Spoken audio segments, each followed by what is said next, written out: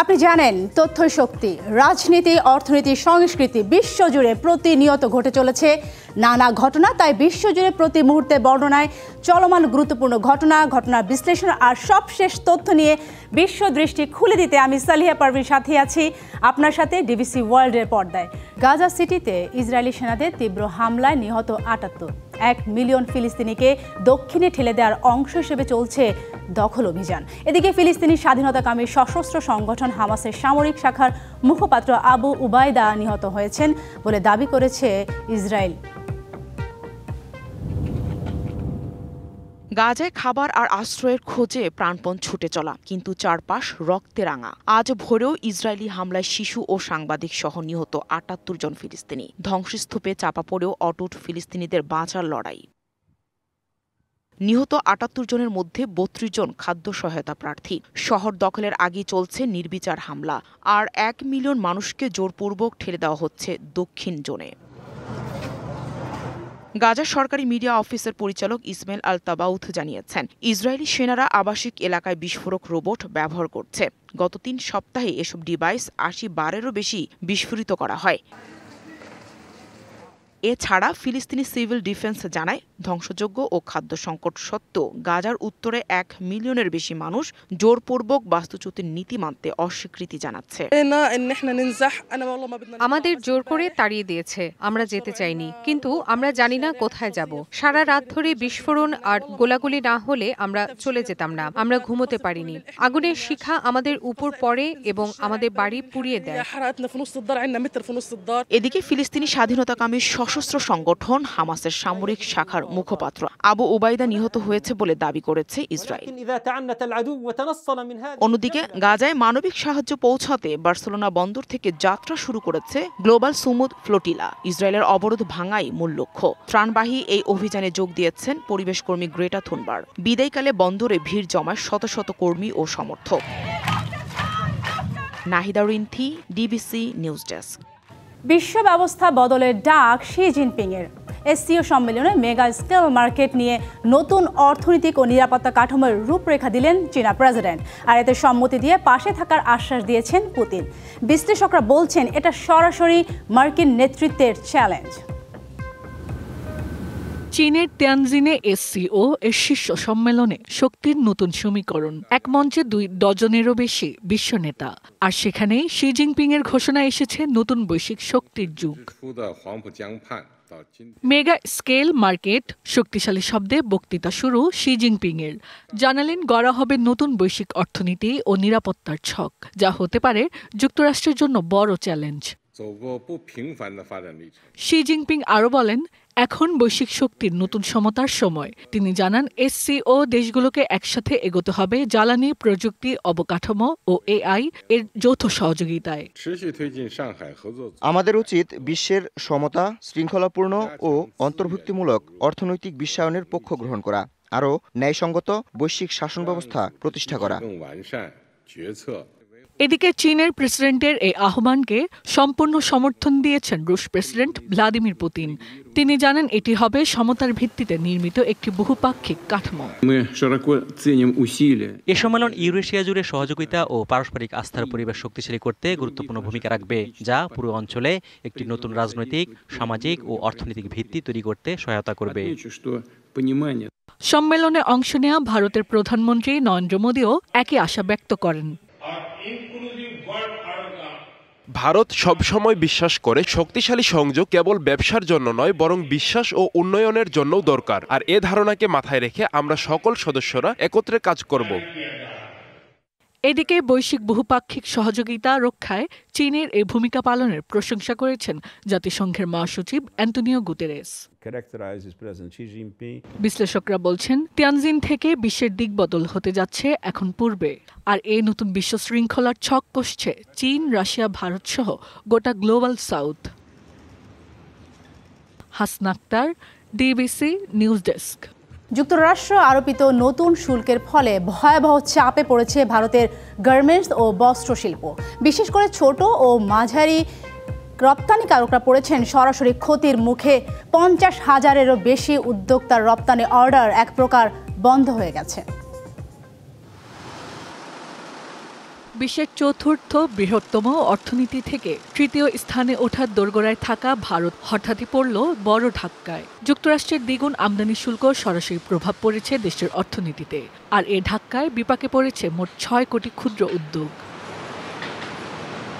বিশ্ববাজারে ধাক্কা খাওয়া ভারতীয় উৎপাদন খাতে এখন নেমে এসেছে অস্থিরতা। রয়টার্স বলছে, টেক্সটাইল, গয়না ও কেমিক্যাল সহ একাধিক খাতে অনেক কারখানায় ইতিমধ্যেই উৎপাদন প্রায় বন্ধের পথে। শিল্প মালিকরা এখন সরকারি প্রণোদনার আশায় চেয়ে আছেন দিল্লির নীতি নির্ধারকদের দিকে। আমেরিকা অতিরিক্ত শুল্ক আরোপের পর থেকে গত ২০-২৫ দিন ধরে মার্কিন ক্লায়েন্টের কাছ থেকে কোনো অর্ডার পাইনি। ভবিষ্যতে টিকে থাকা আমাদের জন্য খুবই চ্যালেঞ্জিং হয়ে দাঁড়িয়েছে।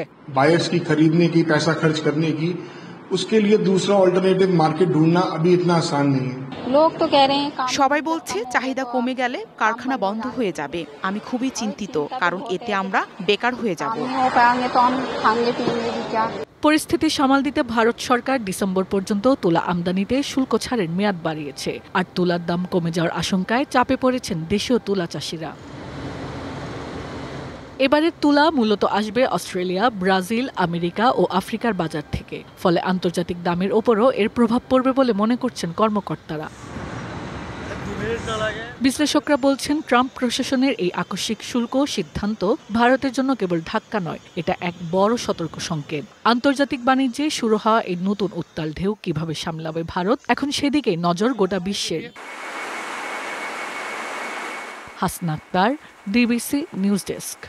ভেনিস ফিল্ম ফেস্টিভ্যালে হাজির হয়েছে বছরের সবচেয়ে প্রতীক্ষিত সিনেমা গিলার্মো দেল তোরের ফ্রাঙ্কেনস্টাইন। সিনেমার শেষ দৃশ্যের পরই উপস্থিত দর্শকরা দাঁড়িয়ে 14 মিনিট ধরে করতালিতে ভাসান নির্মাতা ও শিল্পীদের।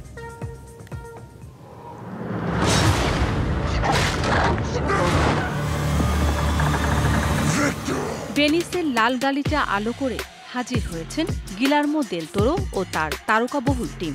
বহুল প্রতীক্ষিত ফ্রাঙ্কেনস্টাইনের বিশেষ প্রদর্শনীতে উপস্থিত ছিলেন অস্কার আইজ্যাক, জেকব এলোর্ডি, মিয়া গোথ, ক্রিস্টোফ ওয়াল্টজ এবং সঙ্গীত পরিচালক আলেকজান্দ্রো দেসপ্লা। এই বিশেষ সন্ধ্যায় ছিল আরও চমক। উপস্থিত ছিলেন নেটফ্লিক্সের শীর্ষ নির্বাহী টেড সারান্ডোস, ড্যান লিন এবং ছবিটির প্রযোজক ও সাবেক নেটফ্লিক্স ফিল্ম প্রধান স্কট স্টাবার। সিনেমা শেষ হতেই হল ভর্তি দর্শকদের কাছ থেকে উপচে পড়ে ভালোবাসা। দাঁড়িয়ে 14 মিনিট ধরে করতালি। আবেগ ধরে রাখতে পারেননি পরিচালক দেল তোরো ও প্রধান অভিনেতা জ্যাকব এলোর্ডি। হররধর্মী ফ্রাঙ্কেনস্টাইন দীর্ঘদিন ধরেই ছিল গিলার্মো দেল তোরোর স্বপ্নের প্রজেক্ট। তার সিগনেচার ভিজুয়াল স্টাইল ও আবেগময় নির্মাণ দর্শকদের মনে ছাপ ফেলেছে প্রথম প্রদর্শনীতেই। রূপালী জগতে দেল তোরোর ফ্রাঙ্কেনস্টাইন যেন এক নতুন সংযোজন, যেখানে মিশে আছে ক্লাসিক সাহিত্যের মর্ম, আধুনিক নির্মাণ শৈলী আর বিশুদ্ধ আবেগ। এখন শুধুই প্রতীক্ষা বিশ্বব্যাপী মুক্তির। দর্শকদের সামনে কবে কখন আসছে এই ভিন্ন মাত্রার চলচ্চিত্র, সেদিকেই তাকিয়ে আছেন সিনেমা প্রেমীরা। মৌসুমী শান্তা, ডিবিসি নিউজ ডেস্ক। জার্মানির ফ্র্যাঙ্কফুর্ট থেকে ৩৫ কিলোমিটার দূরে রোডেনবাখ গ্রামের 1000 বছর পূর্তি হলো। এই উপলক্ষে 3 দিনের মহোৎসব 29 থেকে 31 অগস্ট পর্যন্ত চলা এই উৎসব উদ্বোধন করেন মেয়র ক্লাউস শেইনা। জার্মানির রোডেনবাখ কেবল একটি গ্রাম নয়, জীবন্ত ঐতিহ্য। গ্রামটি তার গোড়াপত্তনের 1000 বছর পূর্ণ করল। গ্রামের লাল ঘরটি 1605 সালের এবং ভূগর্ভস্থ ঘরটি 1595 সালের। এসব ঘরই গ্রামীণ অনুষ্ঠান, বিশেষত বিয়ে সম্পন্ন হতো। এই ঘরগুলো রোডেনবাখের ইতিহাস বহন করে। দ্বিতীয় বিশ্বযুদ্ধের পর রোডেনবাখের মতো ছোট ছোট গ্রামগুলোতে এখনও জার্মানির প্রাচীন ঐতিহ্য খুঁজে পাওয়া যায়। গ্রামটির 1000 বছর পূর্তি উৎসবের আয়োজনের প্রথমেই বাঞ্জুরি ব্যান্ডের সঙ্গীতের মাধ্যমে শুরু হয়। 1980 সাল থেকে রোডেনবাখে বাস করেন রালফ আইসেল। অনুষ্ঠানে যোগ দিয়ে করেন স্মৃতিচারণ। আমার শ্বশুর সেই সময় এই পৌর ভবন কিনেছিলেন। এখানে 13টা ঘর এবং চেয়ারম্যানের একটা ঘর ছিল, একটা সভাকক্ষও ছিল। এই ভবনে গ্রামের জনপ্রতিনিধি বসতেন। অনুষ্ঠানে 24টি খামার, 60টি বিশেষ বুথ, শিশুদের জন্য আলাদা আয়োজন, ব্যান্ড ও লোকসঙ্গীতের আয়োজন ছিল। গ্রামটিতে বাস করেন প্রবাসী বাংলাদেশি দেলোয়ার জাহিদ বিপ্লব। তিনি ব্যবসা ও সমাজসেবায় সেখানে সুপরিচিত। রোডেনবাখে অবস্থান করছি আবাসিক হোটেলের কারণে। এখানে আমার ছোট্ট একটা আবাসিক হোটেলের ব্যবসা আছে। সাদা মনের মানুষের অবস্থান এই রোডেনবাখ গ্রামে। আজ রোডেনবাখের 1000তম জন্মদিন পালন করতে যাচ্ছে। এখানে ব্যবসা করতে এসে এই জায়গার মানুষের সাথে মিশে গিয়ে আমি নিজেকে অনেক স্বাচ্ছন্দ্য বোধ করছি।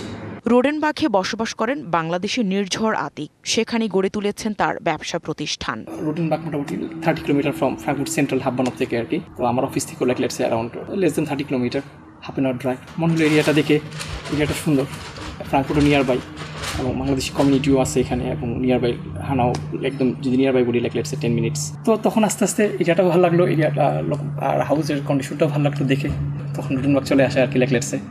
আর লাস্ট ইয়ার কন্ট্রাক্ট সাইন করার পরে এই ইয়ার আমি আর কি রোডেনবাখ মুভ করি আর কি আমরা পার্মানেন্টলি। DBC news desk.